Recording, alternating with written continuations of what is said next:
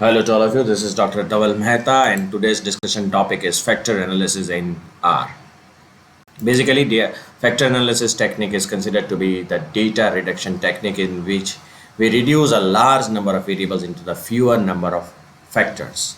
These techniques are used in the analysis of the validation of constructs, creating multiple indicators, measurement index, scale construction, and data reduction. In factor analysis also, we are having two types of analysis. One is exploratory and another is a confirmatory. Exploratory analysis is used when we don't have any existing literature or model available that how these statements will be loaded on the particular construct. But we are in case if we are having a model or a literature suggesting that how these statements will go and get loaded on particular construct, we are using the confirmatory factor analysis. What's the difference between exploratory factor analysis and principal component analysis? Basically, an exploratory factor analysis is used to identify the structure underlying such variables and to estimate the scores to measure the latent factors. Principal component analysis is used basically to combine these variables and to create some composite index, or it is written in such a way that we say that it's combining a variables into a smaller number of subsets which create a composite index. What are the statistical methods which are available? Maximum likelihood method is available and principal access factoring method is available. Maximum likelihood method is used when our data is normally distributed. Principal access factoring method is used when our data is not normally distributed. Maximum likelihood can compute the confidence intervals for these parameters. Principal access factoring does not compute the confidence intervals. Basically, this method is considered, the principal access method is considered to be best when generalization of the result is not at all the objective. I am specifically saying when our objective is not generalization and it is only limited to our sample, then we can definitely go for principal access factoring. It is considered to be the very popular method. It is a method used for accounting the common variance. Now see these statements which are there. The first statement is statistics makes me cry. The second statement is my friends will think I am stupid for not being able to cope with SPSS. Third statement is standard deviations excite me. Fourth statement is I dream that the Pearson is attacking me with the correlation coefficient. I don't understand statistics. Sixth statement is I have little experience of computers. 7 is all computers hate me. 8 is I have never been good at mathematics. 9 is my friends are better at statistics than me. 10 is computers are useful only for playing games. 11 is I did badly at mathematics at school. 12 is people try to tell you that the SPSS makes statistics easier to understand, but it does not. 13 is I worry that I will cause irreparable damage because of my incompetency with the computers. 14 is computers have minds of their own and deliberately go wrong whenever I use them. 15 is computers are out to get me.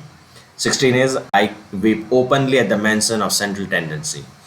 17 is I slip into comma whenever I see an equation. 18 is SPSS always crashes when I try to use it. 19 is everybody look at me when I use SPSS. 20 is I cannot sleep for thoughts of eigenvectors. 21 is I wake up under my duvet thinking that I am trapped under the normal distribution. 22 my friends are better at SPSS than I am. 23 if I am good at statistics my friends will think I am nerd. Right, now we have taken the responses of the responses of this statement on Likert scale 1 to 5. Now this data is very readily available on the website comres.net wiki sec dataset. You have to just click it here and you will be able to get the CSV file from here. This is the link from where you can get the dataset, right? I'm also displaying the link here from where you will be able to download the dataset. Once this dataset is downloaded, you will have to import this dataset into R. Right? How you can carry out this operation? Write down SAQ read.csv, give the link, activate the header equal to true, This is one method. Another method is you can also bring the CSV file from here. That also you can do. Both methods are okay. Then I will attach a SAQ file. Okay, first of all, I'll attach it head.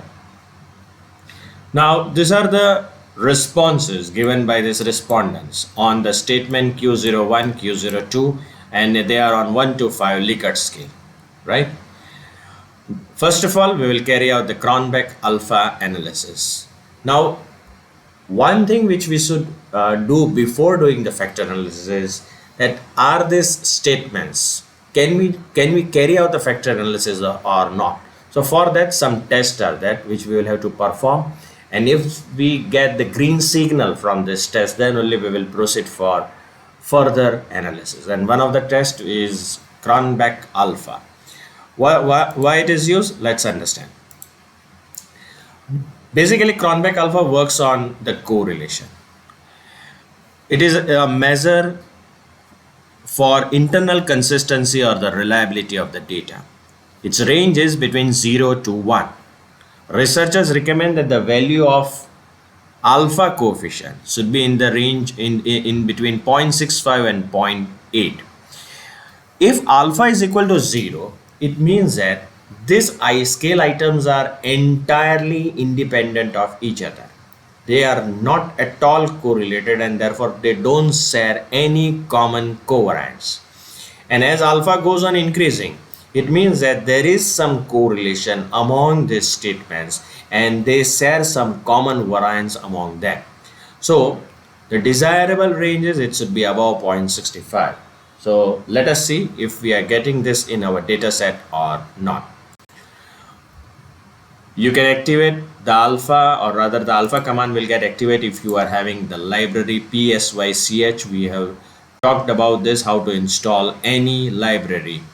Go tools, install packages, and you'll write on psych and it will get installed. After that, activate the library, run, and then alpha. So you will get the alpha scores. First of all, we will have to see the raw alpha, this one. Its value is 0.75, which is really a good value, because anything which is above 0.65 is considered to be the good one. Now let's see the interpretation, how technically we interpret this thing. This interpretation I have already shared in my book, which is available on amazon.in as well as amazon.com. So this book, Data Analysis Using R by Dr. Dhaval Maheta, it is already available on amazon.in as well as amazon.com. Right, so how we are writing this interpretation, let's understand. As Cronbach Alpha for the instrument is 0.75, which is nearer to 0.7, so the reliability of the construct is quite good. Means that the construct is reliable. Now there are three statements, Q3, Q9 and 19. Let's see what these statements are. 3, Q3, see Q3. Its Cronbach Alpha is 0.79, or rather if I say that if I delete this statement, my Cronbach Alpha will become 0.79. It will increase by deleting this statement. What about 9? Same story. For 19, same thing. For all other statements, your Cronbach Alpha is less than 0.75. But these are the three statements. If they are deleted, then your Cronbach Alpha increases. But at present, we will not carry out any such thing, because we are having the, you can say, Cronbach Alpha in the acceptable limits. This remedial measure is to be only done if your Cronbach Alpha is less than 0.6. Find out some statements which can increase your Cronbach Alpha, find out that, and you will have to drop that statements, right? Then we will have to carry out the next measure, and that next measure is Bartlett test of sphericity. Basically here what we are trying to do is we are trying to compare the correlation matrix of this raw data with the identity matrix.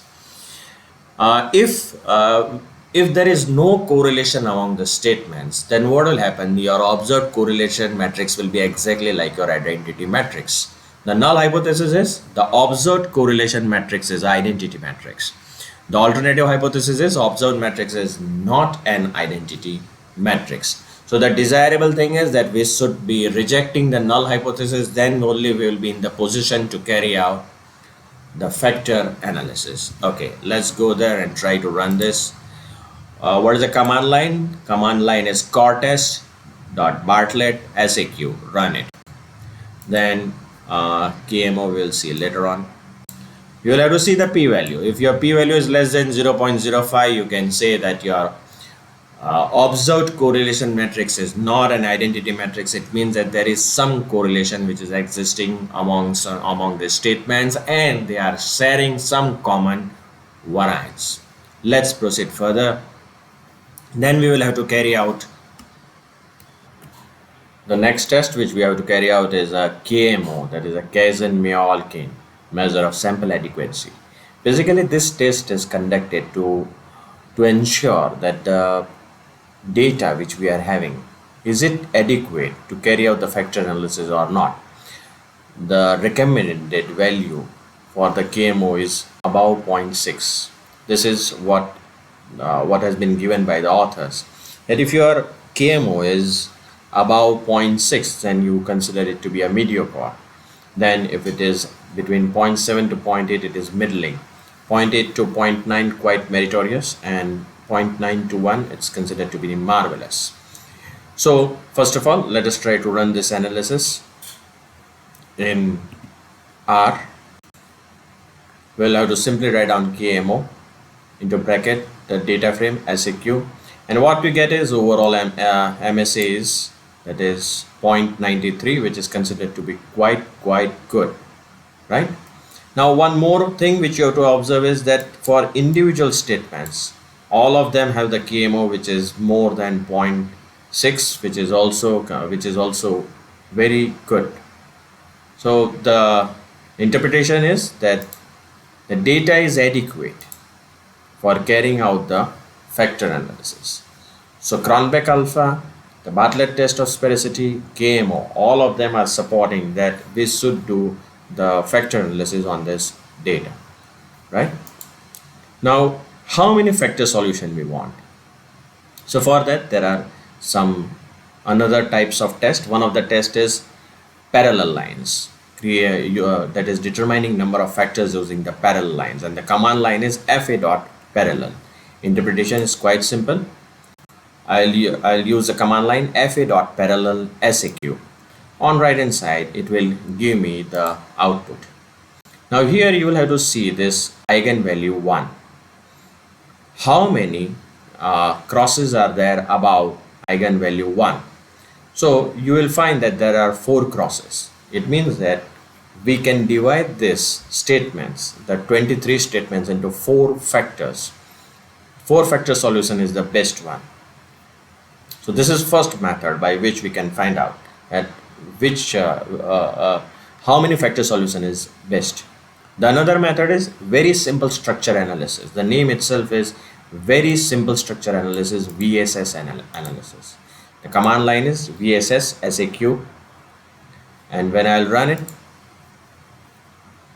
I'll get the output on right hand side. Now one factor solution, this is one factor solution, it is continuously declining. The most important thing which you should observe is find out the line which is on the topmost and its transition. Is it maintaining constant or not? Is it constant or not? Is it a straight line or not, or is it increasing? We want either a straight line or it's be increasing. So 4 factor solution is considered to be the best one. 4 factor solution, right? Now let us carry out this analysis, principal component analysis on our data frame. So for this, the command line is fit princecom SAQ correlation is true. We are working on we are specifying correlation is true. Then only the correlation analysis will be done using correlation instead of covariance. So activate this correlation is equal to true. Run it. Summary.fit, and now I am in the position to get the output here. So I'll get the standard deviation of first component, proportion of variance explained, cumulative proportion. So I am getting that the first component It's having the explanatory power of 31.69%. Now let us understand this, how we will write technically the interpretation. Okay. So in the above output, explained by component 1 is 0.316, which is equivalent to 31.6% variance explained, equivalent to 31.6% explained. The second component is able to explain 0.0756.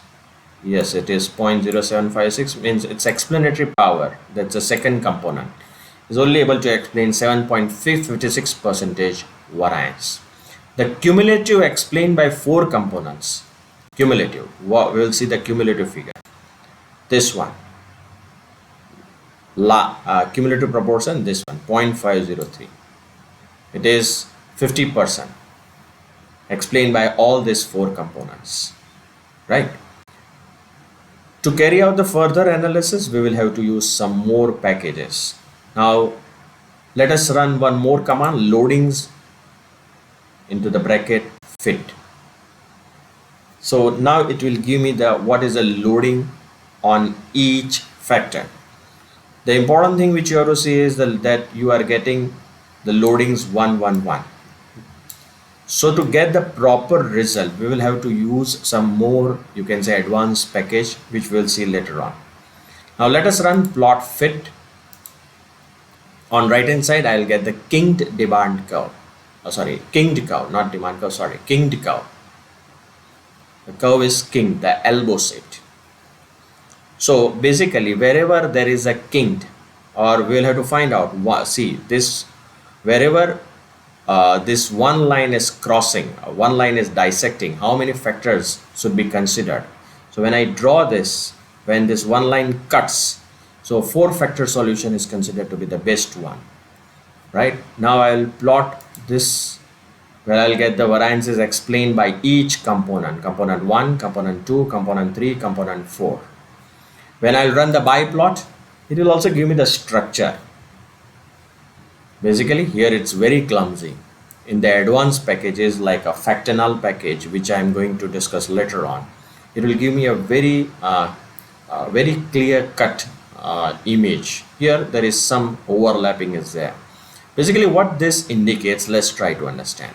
The length of this arrow is the amount of variance explained by this statement. Larger the length, larger its explanatory power. Another thing which is there is that those statements which are near, or rather they form one construct, they will be nearer to each other. So in the next diagram, we will be able to see that all these factors which are being clubbed in one construct, they will be seen, they will be agglomerating in one of the in one of the sites, right? Now I'll activate library psych to get the better picture that how these factors are loaded, or rather which statements are loaded on which factor. So for this, I will be using the library psych library. The command line is principal axis, SAQ, correlation true, number of factors 23. I'm not giving any rotation right now. Here I'm using 23 factors, number of statements equal to number of factors, right? So I'm running this fit 1. Now what I'll get is the loadings. So you will get H2 here, see this H2, and you will get mu2, right? What this is, we will see.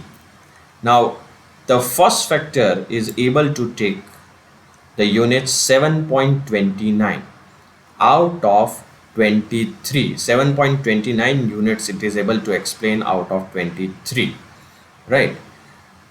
Keep these figures in mind, H2, U2, 7.29, and the thing which we have to see here is, okay, let's go directly in the interpretation.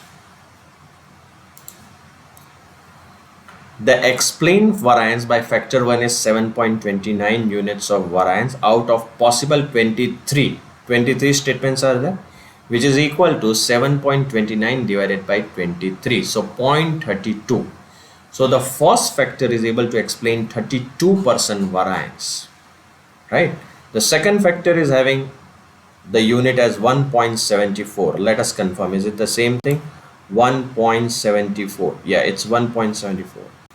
It means that 1.74 divided by 23, this factor is able to explain 7.56 variance, then factor 3 and then factor 4. The cumulative variance explained by these four factors is 50%, right? Now what was H2 and what was U2? H2 is communalities and U2 is uniqueness. We want more value of H2 and less value of U2. The summation of H2 and U2 is equal to 1. If uniqueness is very high, it means that this statement is not able to explain, or rather the variance explained by this will be very less. So we don't want uniqueness. The total variance is made up of common variance and unique variance, and unique variance is composed of specific and error variance. That's mean that here we mean to say that errors should be considerably reduced, right? So if the total variance is 1, then the communality is h square and the unique variance is 1 minus h square. In simple terms, explained variance, unique variance is unexplained variance, right? Next thing which we should see is we will now run. We are very sure, pretty much sure, that 4-factor solutions is the best one. Why? Because we have used some tests also, like parallel lines and VSS lines. We have very simple structure analysis also we have done. So instead of running this 23 factors, I will limit myself, or I will restrict myself on 4 factors. Rotation is known.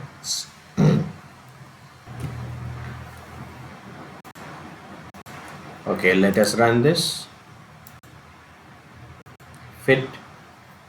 And we will get the same solution, but instead of now 23 factors, I will get the answer only for 4 factors.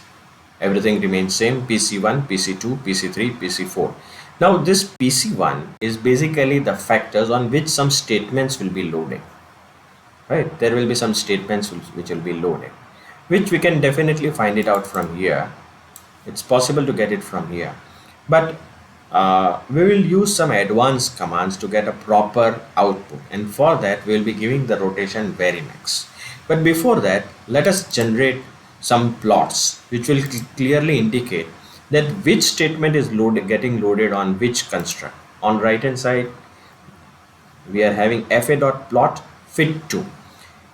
You can also run the command fa.diagram fit2. This is a very clear indication that 18, 7, 16, 13, 12, 21 are loaded on PC1. Now, when you will give the when the rotation is not given in factor analysis, we are not able to get the clear picture that which statement is getting loaded on which factor. So it is always advisable to give a varimax rotation to get the proper picture. Okay, you can see here that all these statements are getting loaded on PC1, whose explanatory power, or rather whose variance explained. PC1 can explain the variance of 32%, right? So now I'll be running another command, fit3 principal SAQ correlation true, number of factors 4, rotate it. Now after rotation, I'll get fit3 fa.plot and fa.diagram. Now you will get a very clear picture that statement number 6, 18, 13, 7, 14, 10, 15 are getting loaded on RC3, 20, 21, 3, 12, 4, 6, 1, 5 are getting loaded on RC1, 8, 17, 11 are getting loaded on RC4, 9, 22, 23, 2, 19 are getting loaded on RC2. Now we are very curious that what these statements are. 6, 18, 13, 7, 4. Let us say 6, 8, 13. We will go in this. 6, I have little experience of computers. 8, I have never been good at mathematics, right? So, sorry, it's 6 and not 8, 18. SPSS always crashes when I try to use it.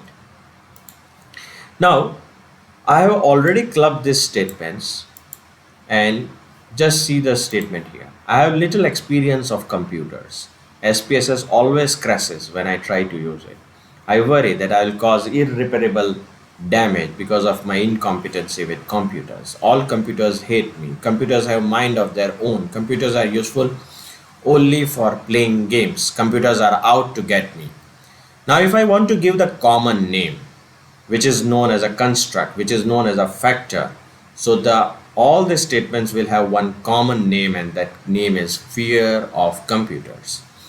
Giving the name is a discretion of the researcher. It is his prerogative that he can give any name. But normally follow the literatures, what are the literature, how the name has been given.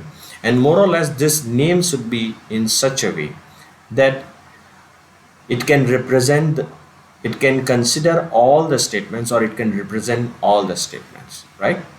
Now the next thing is, these statements got clubbed together on second second construct: 20, 21, 3, 12, 4, 6, 1, 5, right? Now what can be the possible name of this? I can slip for thoughts of eigenvector. I wake up under my duvet thinking that I am trapped under a normal distribution. Standard deviations excite me. People try to tell you that SPSS makes statistics easier. Now this is, if you see carefully, this is related to the fear of statistics, right? Another statements which got clubbed together, these three statements. I'm talking about these three statements: 1, 2, 3, 8, 17 and 11. They got clubbed together. 8, I have been good at mathematics. 17, I slip into comma when I see, and 11, I did badly mathematics. What can be the name of this? Yes, you are right. The name can be fear of mathematics. The last one, my friends are better at me at statistics than me. My friends are better at SPSS than I am. If I am good at statistics, my friends will think I am nerd. My friends will think I'm stupid for not being able to cope up with SPSS. Everybody looks at me. So this is basically a peer pressure. We have given the solution, or rather 4-factor solution. See, first factor, fear of computer: 1, 2, 3 and 4. Now there is one more method to carry out the factor analysis, and that is maximum likelihood analysis with varimax rotation. That was principal component analysis. You can do this also. So here in maximum likelihood, we can compare two models, and we'll be using the factanal command. So run, and it gives me the p-value. This p-value should be less than 0.05. We should be in the position to reject this. Okay, and let us run this print fit 4 digits, and it will also give me the loadings. Now you can see here 6, 7, 13, 4, 14 and 18 are getting loaded on factor 1. Let us confirm it. Is it the same scenario? 6, 7, 6, 7, 13 and 18. They are getting loaded on same factor, and therefore you will get the same type of result. So here we can see the loading of all the factors, factor 1, 2, 3. Let me make this 4-factor solution, and am I getting the more appropriate result or not? 1, 2. And let me see this. So it will give me more appropriate result because our solution is 4-factor solution. Now there is one package which is factominer. Activate this package, factominer, activates this library, and run result PCA SAQ. Just run it. And the plot which was not visible in our biplot, here the things will be very much clear. Now see how to interpret this. The statement whose eigen length is maximum, or whose arrow is you can say is large, it is able to explain more variance, and therefore you can say Q03 and Q09. This is first thing which you should observe. Another thing is, all these are in one direction, and therefore possibly they are part of one construct. Let us try to confirm this. Is it the same scenario or not? 3, just remember 3, 19, 9. 319.9, and we will repeat this. We'll just write down somewhere word file. I like to have the word file.